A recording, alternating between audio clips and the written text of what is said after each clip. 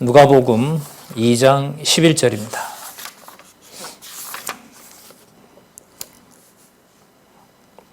제가 읽겠습니다. 오늘날 다윗의 동네에 너희를 위하여 구주가 나셨으니 곧 그리스도 주시니라. 네, 누가복음의 요절로 소개가 되어 있습니다. 그리고 우리 성경 신학에서 이른바 복음서 마태, 마가, 누가 그리고 요한복음까지 이어지는 우리는 이제 예수님의 지상 사역에 나타나 있는 사도행전 1장 11절까지겠죠. 그 전체를 이해할 때 매우 중요한 요절입니다. 전체로 보면 마태, 마가 다음에 이제 누가복음을 보고 있기 때문에요. 그 의미로 보더라도 이제 요한복음에 가면 예수께서 직접 이 세상에 오셔서 당신이 그리스도이심을 창세전 근거와 구약의 근거로 확증해 주신 것을 생각을 하면 이 요절은 더 중요한 의미를 갖는다고 봅니다.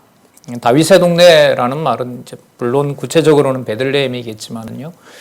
이미 구약의 선지서에서 다윗의 자손으로 올 메시아에 대해서 많이 약속을 하고 있습니다. 자, 그런데 지금 본문에 보면 구주라고 하시면서 바로 그리스도, 그분이 바로 주시다라는 것을 소개하고 있습니다. 마가복음의 그 마지막 부분에 보면 예수께서 부활하셔서요, 승천하시면서 아버지의 오른편에 앉으시는 그야말로 하나님 아들의 신분이 되십니다. 그러니까 하나님께서 모든 것을 맡기신 아들이시기 때문에 그분이 바로 지금 여기 나와 있는 대로 그리스도이시면서 주가 되신다라고 연결을 해도 무리가 없을 것으로 보입니다. 지난 시간까지 저희들은 누가복음 3장 족보를 살펴봤습니다. 구조를 잠시 살펴보고요. 말씀을 드리고 바로 이어서 본문을 통해서 살펴보도록 하겠습니다. 교재는 7354페이지에 일단 보시면은 누가복음 4장 자신의 신분을 알려주심 이렇게 나오죠. 자, 자신의 신분을 알려주시는데 그게 앞부분에 이제 2장 41절에서부터 3장까지 나타난 내용의 성장 과정을 통해서 당신이 하나님의 아들이시고 하나님의 아들 사역을 몇 차례 말씀드렸습니다마는 잉태 때부터 성장하는 과정, 12살 예루살렘에서 일어난 사건까지 모두 주체가 하나님 아들이신 예수께서 되신다는 것이 누가복음에서 매우 중요한 부분이라고 말씀드렸습니다. 이것을 놓치시면 그냥 예수님의 이야기가 됩니다. 그걸 우리는 성경신학을 통해서 분명히 넘어서서 성경을 하나님의 말씀으로 확증해 주시는 그 흐름 속에 있기 때문에 그 부분을 기억하는 것이 매우 중요합니다. 주체가 예수께서 바로 모든 일의 주체가 되신다는 것. 지금은 9장 17절까지 아들로서 사역하시는데 초점을 맞추고 있습니다. 지난 시간에 살펴본 내용이 바로 여러분 족보였습니다. 그 족보를 소개하고 하나님까지 소급이 되죠. 그렇다면 마태복음은 아브라함부터 족보가 나왔고 지금 누가복음에 오면 아브라함 자손 가지고는 안 되는 거죠.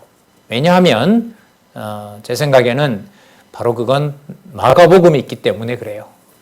마태복음을 지나서 마가복음에 오면 신분에 의해서 예수께서 바로 본래 하나님의 아들이시고 하나님의 뜻을 이 창조 세계에, 피조 세계에 하나님이 정하신 뜻을 확정하기 위하여 아버지의 이름으로 오신, 아버지 아들의 신분으로 오신 바로 그리스도이시기 때문에 그분의 일을 마가복음에서 확정하셨어요.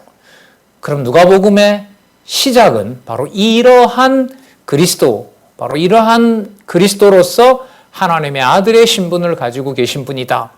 이것을 지난 시간 마지막에 3장 38절이었죠. 3장 38절이었죠. 그 이상은 에노스요, 그 이상은 셋이요, 그 이상은 아담이요, 그 이상은 하나님이시니라. 물론 족보 시작하면서 요셉의 아버지를 그 마리아의 아버지와 연결을 시켰죠.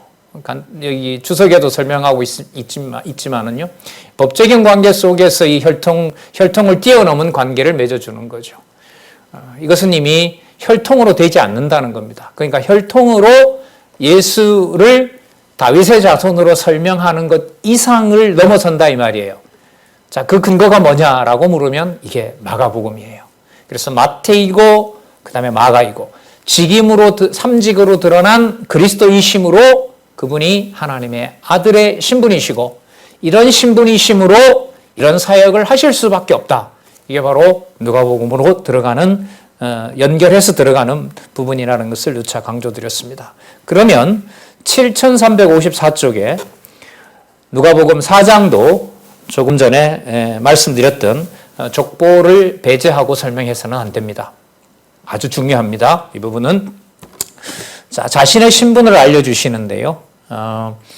7354쪽에 보시면, 자, 첫 번째 단락에는 이제 그 단락들을 요약해 주셨고요. 그 다음에는 창세전 근거가 나타나 있고요. 그 다음 세 번째 단락에는 이사야 61장 1절로 나왔네요. 바로 구약 근거까지 밝혀놓고 있습니다. 자, 먼저 4장 1절에서부터 13절, 금식한 후에 마귀 시험을 물리쳐서 하나님의 아들임을 밝혀주는 것을 예수께서 사역을 통하여 아들로서 증거하시는 내용입니다.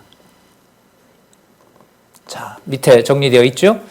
본문은 예수께서 구약의 언약을 성취하러 오신 그리스도이심을 금식 후에 마귀의 시험을 물리쳐 하나님의 아들임을 밝힘으로 증거하신 내용이다. 자, 조금 전에 제가 강조드렸던 부분은 족보와 꼭 관계가 돼야 된다. 이게 바로 수평적으로 본문의 연결성으로 위로 올라가는 방법이라는 것을 말씀드렸습니다. 자, 4장 1절부터 몇 구절을 좀 보도록 하겠습니다. 필요한 부분은 좀 보도록 하고요. 또 다른 부분들은 설명을 통해서 본문들을 살펴보는 방법을 취하도록 하겠습니다.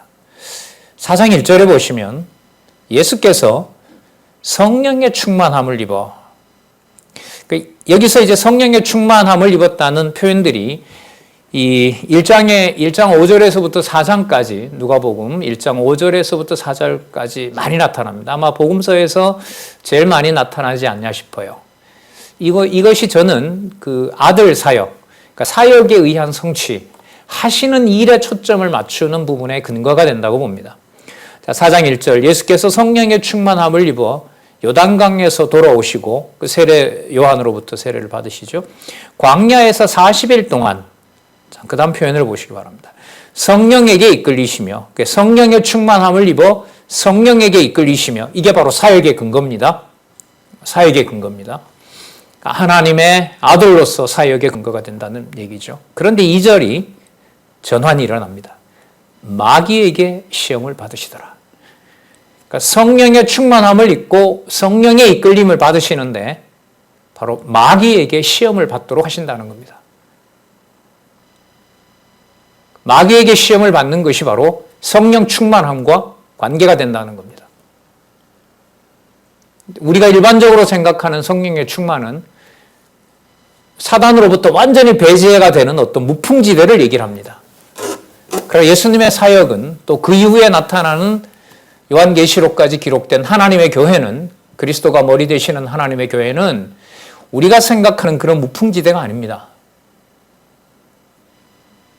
하나님의 5대 속성이 잘 나타난 욥기에서부터 나는 사건과 그 기사를 보더라도 아가서까지 나타난 내용에서 언약 자손들이 무풍지대에서 사는 적은 없습니다. 죄악으로부터 완전히 벗어난 그런 데가 아닙니다. 어쩌면 한가운데다 두시고 거기에서 성령의 충만함으로만 살아가는 하나님의 아들, 하나님의 자녀, 하나님의 능력, 이것을 선포하신다고 이해를 하시면 될 것 같습니다. 자, 마귀에게 시험을 받으시더라. 이 모든 날에 아무것도 잡수시지 아니하시니 날수가 다함에 줄이신지라. 이 표현으로 보면은요, 이 마태복음 표현하고는 조금 다른 게 이해를 할 수 있는 부분인데, 이 부분은 40일 동안 성령에게 이끌리시면서 2절 아까 나왔잖아요. 40일 동안 시험을 받으신 거예요. 40일 동안은 그냥 혼자 금식하시다가 그 다음에 받으신 게 아니라 여기서는 성령의 충만함을 입은 상태에서 계속 마귀에게 시험을 드는 경우입니다. 그리고 그 시험 기간이 마쳤을 때도 마귀가 그 약점을 가지고 들어오는 거예요. 자, 3절 해볼까요? 아무것도 잡수시지 아니하고 이제 굶으셨죠. 얼마나 배가 고프시겠어요? 3절에 보면 마귀가 가로되 내가 만일 하나님의 아들이거든. 여러분 이 부분이요. 아까 3장 38절에 그 이상은 하나님이시라. 예수께서 하나님의 아들이시다라는 내용이 나왔죠. 사단이 이걸 이용합니다. 내가 만일 하나님의 아들이거든. 이들 맞죠? 예수님이 하나님 아들 맞잖아요. 성경도 그렇게 아까 증거하고 있지 않습니까? 이걸 누가 갖다가 써요? 사단이 쓴다는 거예요. 만일 하나님의 아들이거든 이 돌들에게 명하여 떡덩이가 되게 하라. 예수께서 대답하시되 기록하기를 하나님이 떡으로만 살 것이 아니니라 하였느니라. 떡이 먼저가 아니라 하나님께서 지금 이 시험 과정을 진행하신다는 것을 아는 것이 먼저다. 자, 그 다음에 예수님을 이끌고 5절에 보면 순식간에 천하만국을 보여줍니다. 그러면서 6절에 아주 희한한 얘기를 합니다. 이 사단이, 마귀가. 가로되 이 모든 권세와 그 영광을 내가 내게 주리라. 이것은 내게 넘겨준 것이므로 첫 아담에게 에덴 동산에 대한 그 통치 권한을 어떻게 보면 우주 만물에 대한 세상 만물에 대한 통치 권한을 사단이 뺏어왔잖아요, 사실. 결국 유혹해서 넘어뜨렸으니까요.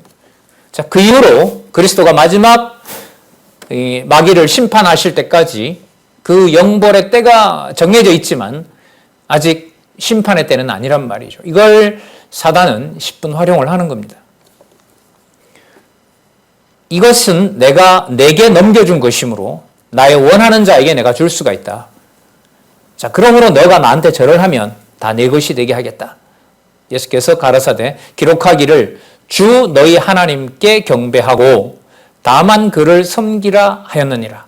왜냐하면 아까 3장 28절에 나왔던 진정한 하나님의 아들이라면 어느 피조물 어디에도 무릎을 꿇는 것이 아니다. 그러니까 하나님의 아들이거든 이라고 하는 그 유혹을 자기 중심으로 쓰신 것이 아니라 아버지의 아들의 사역을 하셔야 되기 때문에 사단의 그 계략을 아시고 거기에서 벗어나시는 거죠. 9절 여기서 끝나질 않고요. 예루살렘 성전 꼭대기에 세우고 또 얘기합니다. 내가 만일 하나님의 아들이거든. 자, 그래. 그러한 하나님의 아들이냐? 자, 그러면 성경에 기록된 대로 성경의 기록을 들어서 하나님의 아들인 예수님을 유혹합니다. 자, 성경에 보면 시편 91편이죠. 91편 11절에서부터 12절에 나와 있습니다. 이 성전 꼭대기에서 뛰어내리면 하나님께서 사자들을 보내어 내 발이 돌에 부딪히지 않게 하리라 했다. 뛰어내려라 그럽니다. 12절에 보시면 예수님께서 대답하여 가라사대 말씀하시기를 주 너의 하나님 여호와로 번역되어야 될 개념이라 그랬죠. 여호와 너의 하나님을 시험치 말라 했느니라. 마귀가 모든 시험을 다 한 후에 얼마 동안 떠나니라. 얼마 동안 곧 또 등장한다는 얘기입니다. 그래서 뒤에 보면 사단과 관련된 일들이 많이 나타나요. 그 사단과 관련된 일을 예수께서 아들로서 혹은 또 하나님 나라의 사역을 하시면서 사단을 정죄하시고 또 물리치시는 내용들이 이하에도 나타납니다. 자, 그러면 조금 전에 말씀드렸던 대로 족보에 근거를 해서요. 족보와 연결시켜서 예수께서 성령의 충만함을 입은 하나님의 아들로서 사단의 아주 교묘한 모든 시험을 하나님의 아들로서 사역하신 내용을 드러내심으로 당신이 자신의 신분이 하나님의 아들임을 증거하시는 내용이 바로 이 부분에서 우리는 확인할 수 있습니다. 자, 그 다음 나오는 내용이 뭐냐 하면 고향에서 선지자들의 예언이 성취됨을 일단 전하시는데요. 선지자들의 예언이 성취되는 내용의 결과는 뭐냐 하면 고향으로부터 배척을 당하시는 겁니다. 사건은 다른 내용이죠. 사단의 시험을 물리치신 내용하고요. 고향에서 선지자들의 예언이 성취됨을 전하시는 것과는, 그리고 거기서 배척당하는 것은 표면적으로 보면 어떤 공통점도 없습니다. 그 다음에 이제 해석의 중요성이 바로 의미에 있는 거죠. 그래서 조금 전에 몇 차례 강조한 것처럼 족보가 3장 마지막 절 부분에 3장 23절에서부터 38절까지 나왔던 부분이 연결고리에서 매우 중요하다는 말씀을 조금 전에 드린 이유입니다. 사단을 통해서 하나님의 아들임을 분명하게 증거하시고 다른 사람들이 모두 요셉의 아들로 알고 있는 그 고향에서, 그러니까 혈육으로 보면 요셉의 아들이 맞죠. 그 요셉의 아들이 아닌 누구의 아들? 하나님의 아들이라는 사실을 증거하시는 내용이 지금 저희들이 살펴볼 본문입니다. 예수님이 여기서 그냥 성경을 펴서 읽으시고 그냥 강론만 하셨으면 야, 진짜 우리가 알던 사람과 다른 사람이네라고 끝났을지도 모릅니다. 그런데 이제 좀 이따 본문에 보시겠지만 예수님께서 거기에서 내가 이렇게 풀어가는 이 내용을 당신들이 믿지 못하게 되어 있다라고 선언하니까 이 사람들이 악해지면서 예수님을 벼랑에서 밀쳐서 죽이려고 합니다. 목적은 뭘까요? 당신이 요셉의 아들로서 이해되는 눈과 시각으로는 하나님의 아들로서 볼 수가 없다. 따라서 이분은 누구의 사역을 하신다?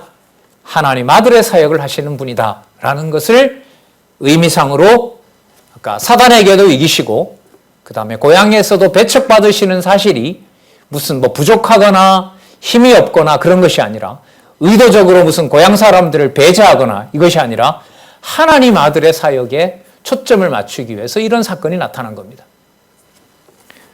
자, 중간중간에 한번 살펴볼까요? 자, 14절에도 아까 4장 1절에 시작한 부분하고 동일한 의미로 시작하죠.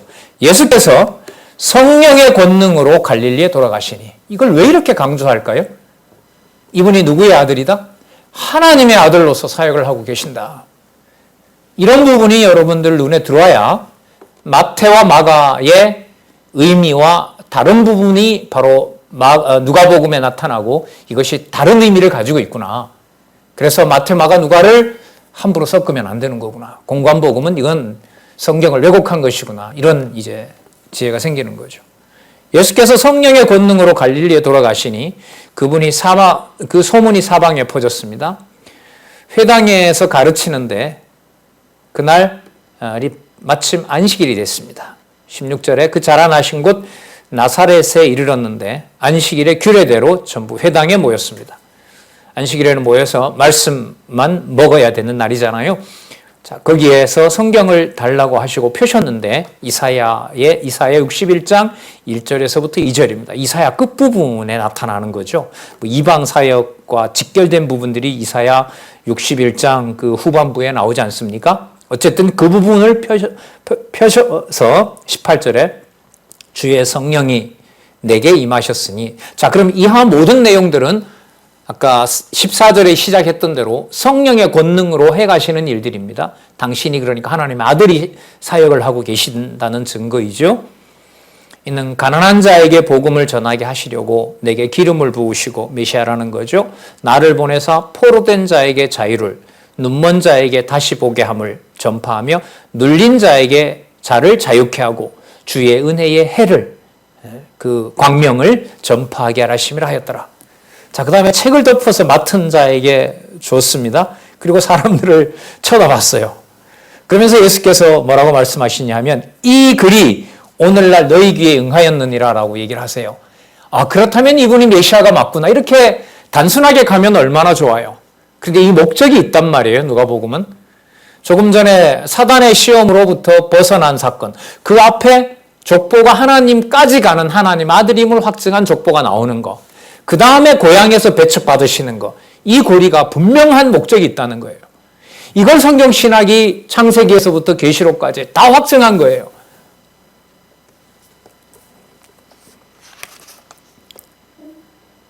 22절, 자, 전환이 일어납니다.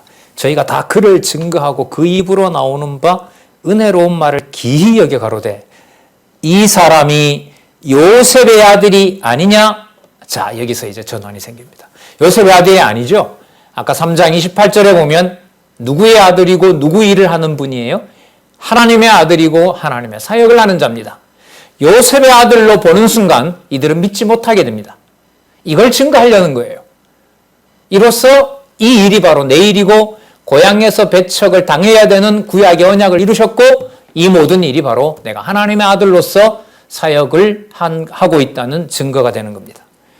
자, 그래서 23절로 넘어가기 전에 만약 우리가 접속사를 하나 넣어서 읽어간다면 이 사람이 요셉의 아들이 아니냐라고 그렇게 말했기 때문에 이 사람들은 더 이상 믿음을 주지 않는 겁니다. 말했다고 해서가 아니라 그렇게 고향 사람들로부터 배척받도록 정해져 있는 거죠.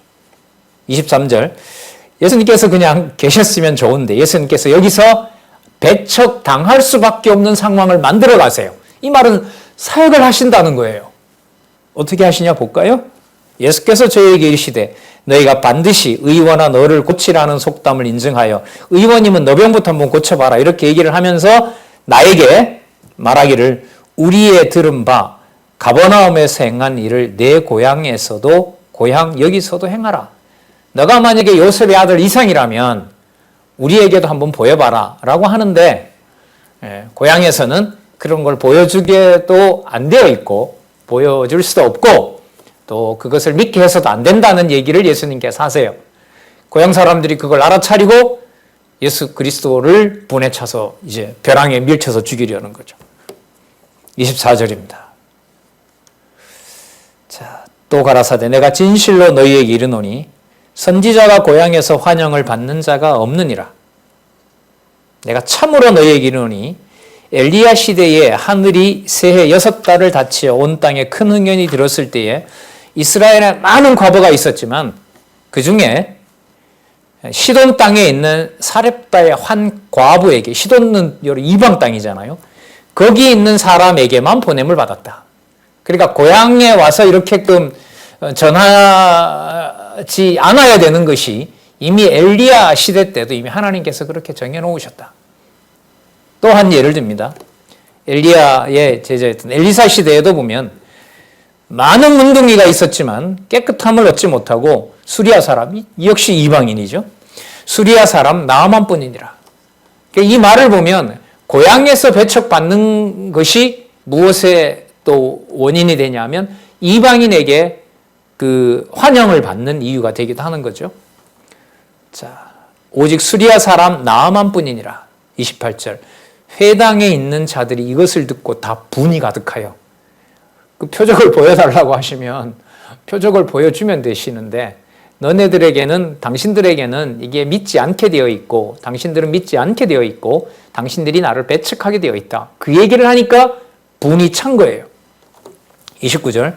일어나 동네 밖으로 쫓아내어 그 동네가 건설된 산 낭떠러지까지 끌고 가서 밀쳐 내리치고자 하되 엄청 분이 생긴 거죠. 자,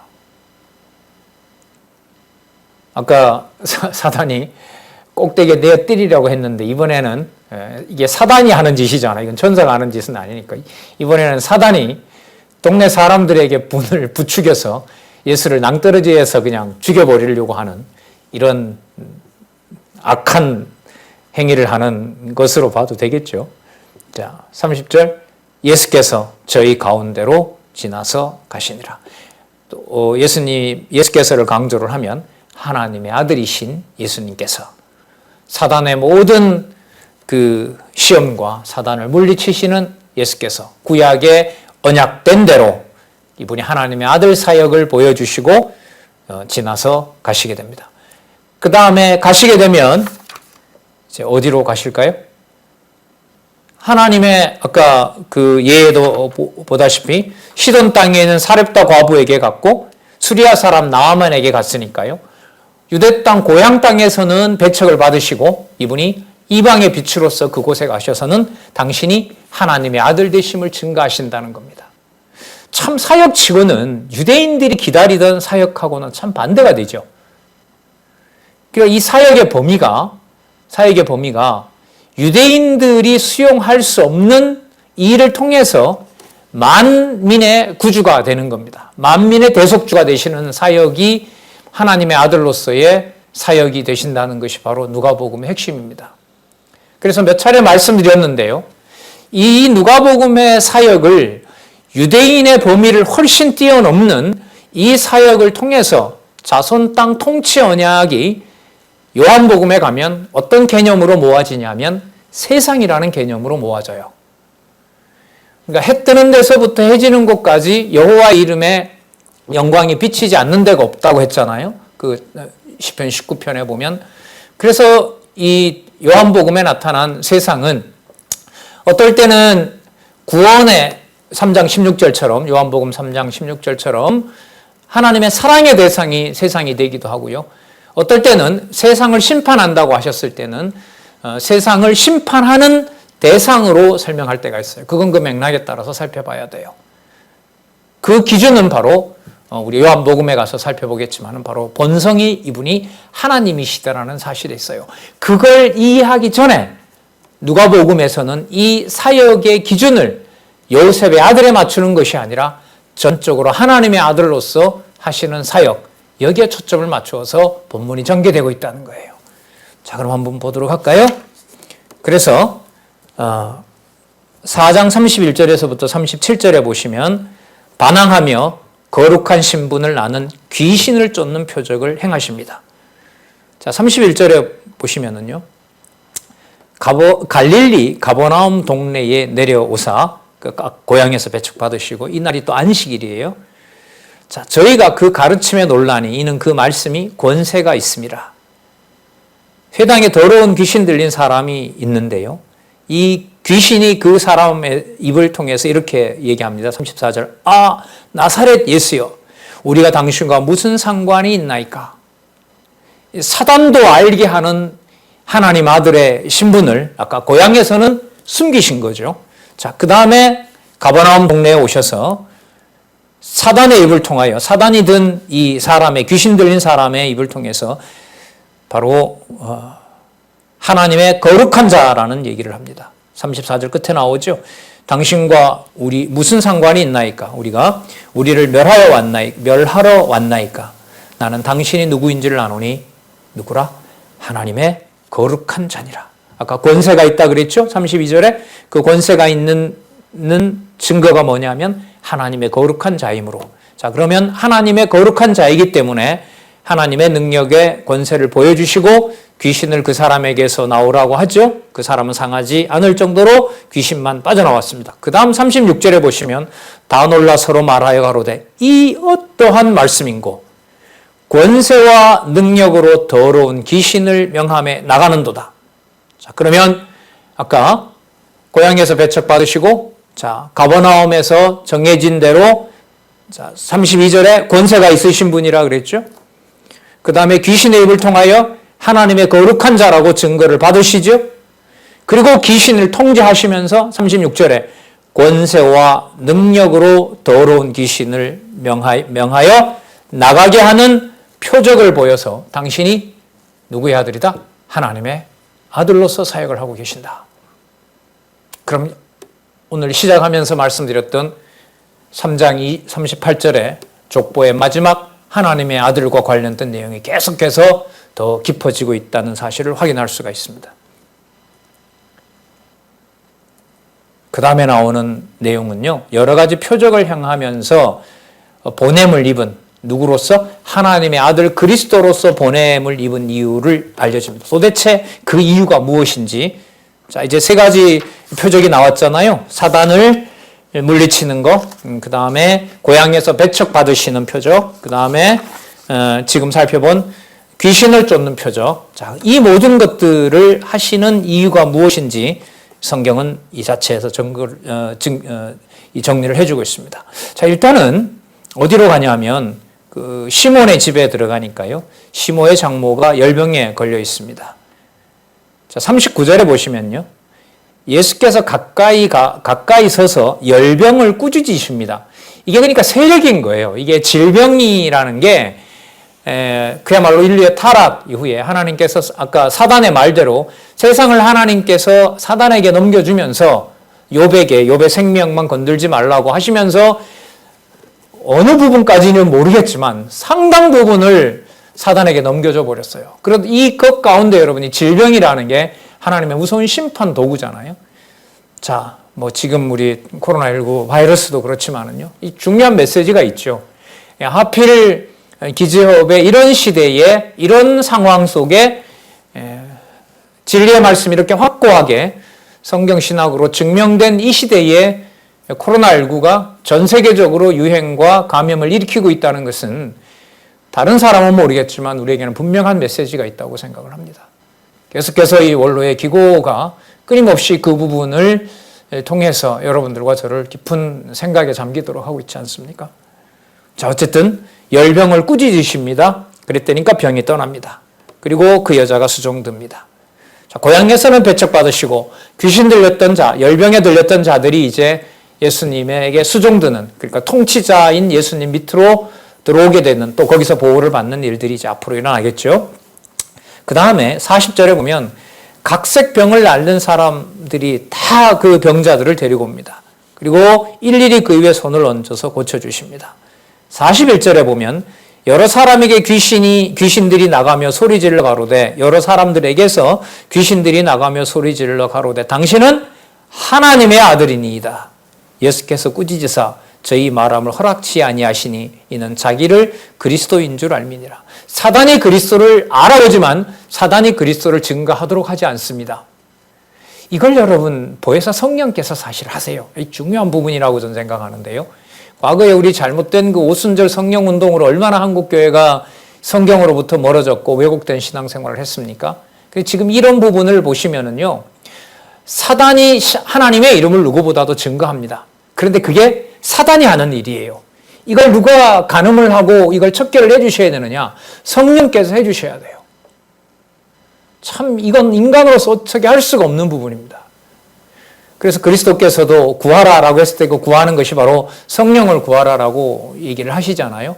그리고 그 성령께서 오셔서 진리의 말씀을 기록하게 하고 그것을 이 세상 권세를 지배하는 사단과 영적 투쟁을 하게 합니다. 그래서 사단과의 투쟁은 지금은 성령께서 기록해 놓으신 말씀과 기록된 하나님의 말씀과 그 말씀을 지키는 것과 사단과의 전쟁이 아주 중요한 그 전쟁의 핵심입니다. 그러니까 한 구절이라도 성경신학적으로 문제가 있다라는 말이 나오면 우리는 그 부분만 무너지는 것이 아니라 다른 모든 부분도 훼손당한다라는 말씀을 여러 차례 드린 이유가 바로 그것입니다. 우리를 그런 진리의 투쟁에 함께 할 수 있도록 도구로 써주고 계신다는 사실, 너무 진짜 황송한 일이죠. 자, 하나님의 아들이라고 증거하니까 꾸짖어 버립니다. 42절, 날이 밝음에 예수께서 나오사 한적한 곳에 가시니 무리가 찾다가 만나서 자기들에게서 떠나지 못하게 만류하려 하며 예수께서 이르시되, 잘 보세요. 내가 다른 동네에서도 하나님 나라의 복음을 전하여야 하리니 나는 이 일로 보내심을 입었노라. 이게 바로 사역의 근거입니다. 이 일로 보내심을 입었노라. 목적이 뭐였습니까? 이제까지 그러면 진행되어 왔던 것이 아들로서 사역하기 위해서 온 것이고, 당신네들이 원하는 대로 이곳에서만 이렇게 머무는 것이 아니라 하나님이 정해놓으신 곳으로 가는 것이다. 그래서 나는 누구의 일을 하고 있다? 하나님 아들의 사역을 하고 있는 것이다. 성경이 이렇게 명확하게 정리를 해주고 있어요. 이거 그냥 지나갈 수 있거든요. 예수께서 이르시되 내가 다른 동네에서도 하나님 나라의 복음을 전하여야 하리니, 어쩌면 이게 더 강조가 될 수도 있어요. 그러나 제가 볼 때는 나는 이 일로 보내심을 입었노라. 이게 저는 더 강조가 된다고 생각을 해요. 왜요? 1장 5절에서부터 9장 17절까지의 이 흐름으로 하나님 아들의 사역, 아들 사역에 의해서 당신이 구약의 언약하신 메시아임을 증거하는 것을 강조하는 데 있어서는 저는 이 구절이 앞부분보다 더 중요하다고 생각을 합니다. 의미의 구성을 위해서는요. 그러면서 갈릴리 여러 회당에서 전도하시더라. 그 다음은요. 5장에서부터 이제 9장 17절까지 이제 아들의 임무에 의한 사역이 나타나잖아요. 아까 1장 5절에서부터 4장까지에는 뭐가 나타났었죠? 아들의 생장에 의해서, 그러니까 출생하시고 성장하는 과정에서 당신이 누구의 아들이다? 이 일을 일하여 내가 보내심을 받았다. 이 중요하죠. 그러니까 나는 이 일로 보내심을 입었노라. 누구로부터? 아버지로부터. 따라서 나는 누구 일을 한다? 하나님 아들의 일을 한다. 하나님의 아들임으로 내가 내 나라는 바로 하나님 나라 사역을 하는 것이다. 이게 9장 18절부터 연결이 되고요. 그 하나님 나라 사역의 가장 대표적인 중요한 사건이 바로 뭐냐면 대속주로서 창조로부터 앞으로 심판까지 모든 하나님의 백성들을 창세전 언약에 근거해서 하나님 자녀로 회복시켜 놓는 일. 바로 그 회복시키는 일을 성령께서 하신다는 것. 이렇게 약속되어 있는 것. 그게 바로 사도행전 1장 11절까지의 약속으로 예수에 의한 성취. 예수님께서 지상에 계시면서 하셨던 일들이 그 순서대로 다 기록이 되어 있는 겁니다. 그 다음에 성령께서 약속하신 대로 예수님께서 말씀하신 대로 내가 아버지께로 보낼 성령이 오면 바로 그 성령의 사역이 사도행전 1장 12절부터 시작이 되는 겁니다. 그러면 계속해서 보도록 할까요? 7364에 보시면 아들의 임무에 의한 사역이 나타납니다. 2번이니까 1번이 바로 아들의 생장에 의한 사역이잖아요. 그러니까 출생하시고 성장하는 과정이 누구의 아들로 그렇게 드러나셨으니까 하나님의 아들로 드러나셨으니까 누구의 임무를 하시는 거예요? 하나님 아들의 임무를 수행하셔야 되는 거예요. 자, 그러면 그 임무에 지금 3가지가 정리가 되어 있는데 하나가 바로 뭐냐면 속죄주 임무예요. 자, 7364에 나오죠. 그 밑에서부터 4번째 줄에 속죄주 임무, 그 다음 선지자 임무, 통치자 임무. 자, 5장 1절에서부터 9장 17절까지 나타난 이 내용의 제일 중요한 부분은 본문 내용을 여기 나타나 있는 대로 속죄주 임무, 선지자 임무, 통치자 임무의 이 연결성을 이해해가는 것이 공부하는 것이 매우 중요합니다. 자, 일단 구약 근거를 통해서 힌트를 좀 얻도록 할게요. 7365페이지 2번째 단락에 보시면 자, 이게 보시기 바랍니다. 일찍이 여호와 하나님께서는 모세를 통해 아론과 그 아들들을 세웁니다. 자, 아들 나오죠? 자, 아들을 세웁니다. 레위기 6장과 7장의 근거인데 참 이런 근거를 누가복음 5장에서부터 9장 17절 아들 임무로 묶은 것도 참 놀랍지만은요. 이걸 레위기 6장과 7장에서 이렇게 뽑아내는 것도 진짜 놀랍습니다. 그냥 자, 볼게요. 모세를 통해 아론과 그 아들들을 세워. 자, 아들 사역 관계 되겠죠? 이 이스라엘 자손을 위한 각종 제사를 드리도록 섭리하셨다. 자, 아들 나오죠? 아들을 세웠습니다. 그들을 하여금 제사를 드리도록 섭리하셨습니다. 뭐하고 관계되죠? 속죄 제사를 드리게 했다는 거죠. 그 다음에요. 그리고 내 형제 중에 나와 같은 선지자 하나를 너를 위하여 일으키리니 선지자 임무죠? 자, 너희는 그를 들을지니라고 언약하도록 섭리하시고, 자, 그 다음 홀이 유다를 떠나지 아니하며 치리자의 지팡이가 그 발 사이에서 떠나지 아니하시기를 실로가 오기까지 미치리니 그에게 모든 백성이 뭐하리라? 복종하리라. 무슨 언약이죠? 통치자 임무죠. 자, 그러면 여러분 요 6줄에서 누가복음 5장 1절에서부터 9장 17절까지 나타난 아들의 임무에 의한 사역의 구약 근거가 아주 독특하게 탁월하게 구약 근거를 통해서 요 몇 구절에서 확인이 되고 있는 거예요. 다른 구절도 이런 부분이 있을 수 있을까요? 전 있다고 봅니다. 그게 이제 남아있는 연구의 이 바탕을 마련해 주신 거예요. 여러분, 이런 연구에서. 다 나타나죠? 첫 번째 줄에 아들을 세웠습니다. 두 번째 줄에 제사를 드리도록 했어요. 아들들이 계속해서 대제사장, 제사장이 되잖아요. 그리고 그 형제 중에서 누가 나타납니까? 선지자가 나타나게 돼 있어요. 그 선지자를 하나님께서 보내셔서 또한 누구와 함께 일을 하게 하세요? 홀이 떠나지 않는 통치자 임무를 수행하게 하십니다. 그래서 속죄주 임무, 선지자 임무, 통치자 임무가 원로인 이 저자의 머릿속에서 나온 것이 아니라 성경에 나타난 부분에 성경의 언약을 찾아서 그 성경에 나타난 것을 성경적으로 구성했다는 것입니다. 사람의 구성이 아니라. 그래서 우리에게는 성경적 근거라는 것이 너무너무 중요하죠. 뿐만 아니라 성경적 근거를 어떤 틀을 가지고 성경의 근거를 마련하냐는 것이 너무 중요합니다. 그리고 그 핵심은 성경의 근거를 마련할 때 사람 중심이 아니라 누구 중심? 여호와 계시 중심.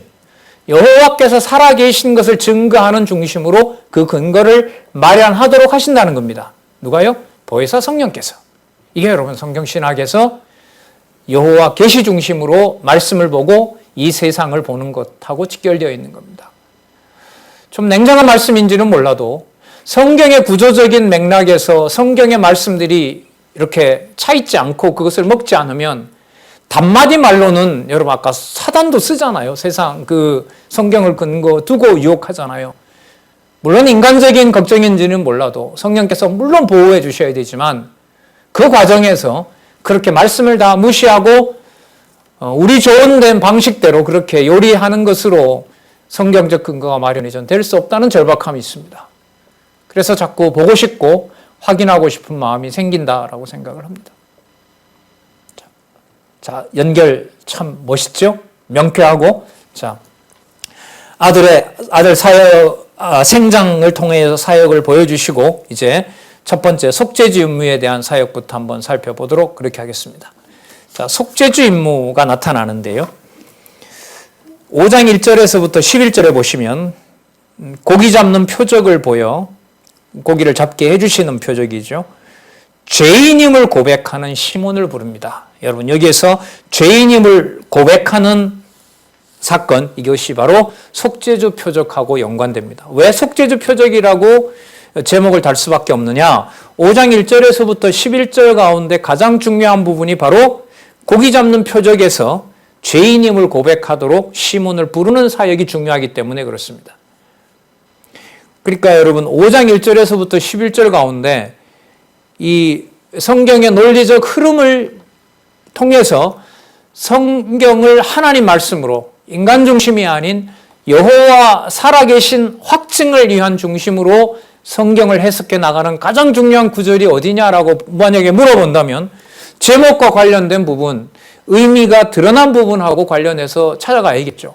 미리 말씀을 좀 드려보면 5장 8절을 한번 볼까요?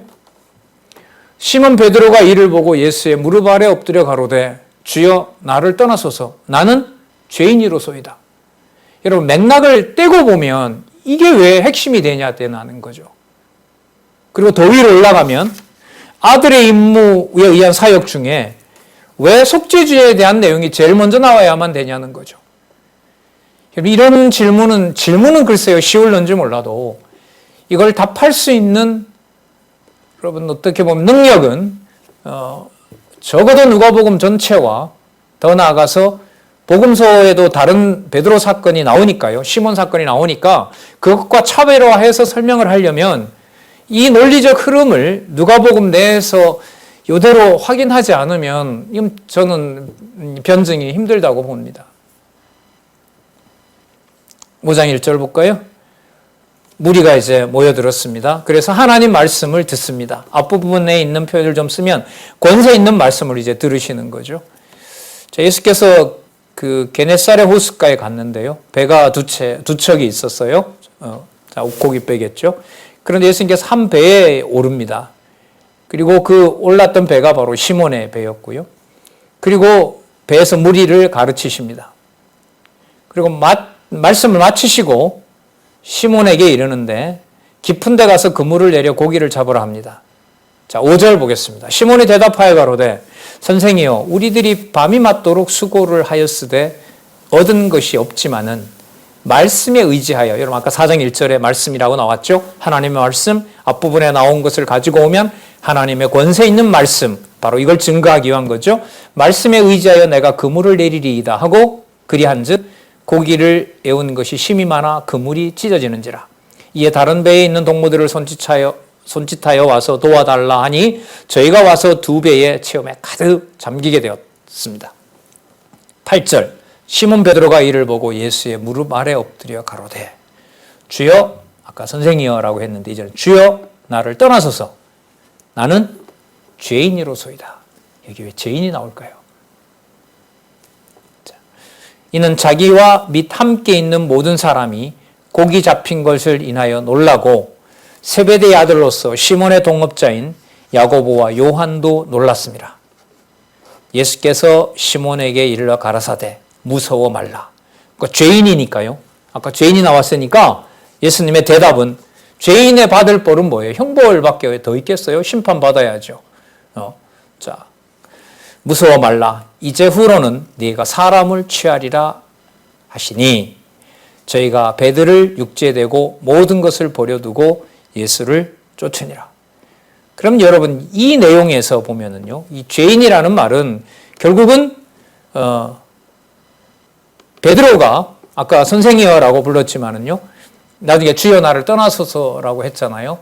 고기 잡힌 결과를 보고 그가 하나님의 아들로서 사역하는 것에 대해서 베드로가 모르는 거죠.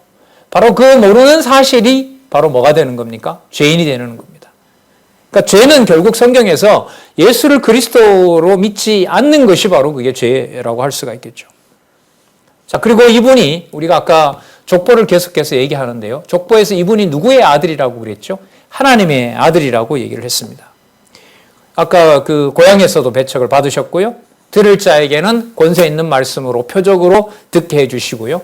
그리고 그 첫 번째 임무가 바로 뭐냐 하면, 자, 유대인들이, 베드로도 유대인이잖아요.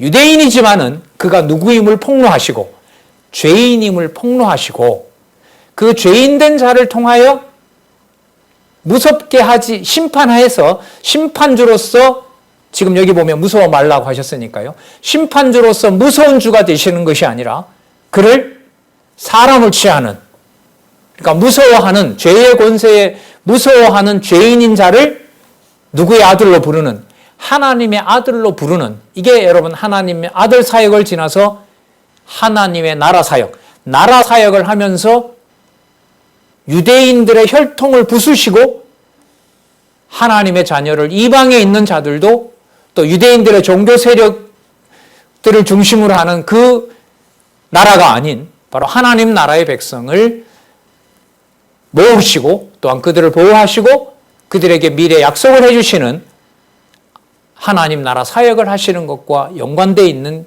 낱말이 바로 죄인이라는 개념입니다. 그래서 이 죄인의 개념은 앞으로 속죄주 표적을 지나서, 속죄주 임무를 지나서 속죄주가 되시면서, 자, 무슨 임무를 하실 수 있도록? 선지자 임무를 통하여 그 선지자 임무를 하는 자로 불러서 그들을 관리하시는 뭐가 되신다? 통치자가 되신다라는 내용이 바로 5장 1절에서부터 11절에 시작하는 시몬의 입을 통하여 누구를 부르시는 일? 죄인을 부르는 일로 시작이 되는 겁니다. 그래서 5장 1절에서부터 9장 17절까지 연결은 이렇게 됩니다. 여러분들도 한번 그걸 확인하시고 염두에 두시고 한번 연결성을 한번 찾아보시기 바랍니다. 그러니까 속죄주 임무를 하심으로 이분이 무슨 임무를 하실 수밖에 없고, 선지자 임무를 하실 수밖에 없고, 선지자 임무를 하실 수밖에 없으므로 이분은 무슨 임무를 하실 수밖에 없다? 통치자 임무를 하실 수밖에 없다. 그 근거가 뭐냐? 5장에서부터 9장 17절까지 이러한 본문으로 연결되기 때문에 그렇다. 그 키는 강론집 부분에서 그 연결고리를 만들어가고 있습니다. 여러분들도 확인해 주시기 바랍니다. 자, 5장 12절부터 다음 시간 하겠습니다. 기도하겠습니다. 하나님 아버지 감사합니다. 진리의 말씀을 깨닫게 해주셔야 영혼이 살 수 있습니다. 머릿속에 수없이 반복하여 내 것인 줄로 착각합니다.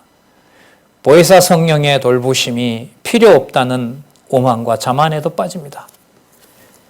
진리의 말씀을 좋아하고 사모할 수 있게 해주실 뿐만 아니라 이 진리의 말씀으로 이 세파를 하나님 여호와 살아계신 것을 확증하며 살아가는 주의 귀한 동력자들, 귀한 가정교회, 많은 세계교회가 될 수 있도록 성령께서 우리를 인도해 주시옵소서. 사단의 계략이 하나님 너무나 치밀하고 무섭습니다. 진리의 말씀을 모든 사람이 듣지 못하게 회방하고 있습니다. 하나님 막아주시고 지혜와 총명을 주셔서 여호와의 말씀, 살아계신 진리의 말씀 전하는 진리의 투사들이 용기 잃지 않도록 지혜와 총명을 허락해 주시옵소서. 예수님의 이름으로 기도드렸습니다. 아멘.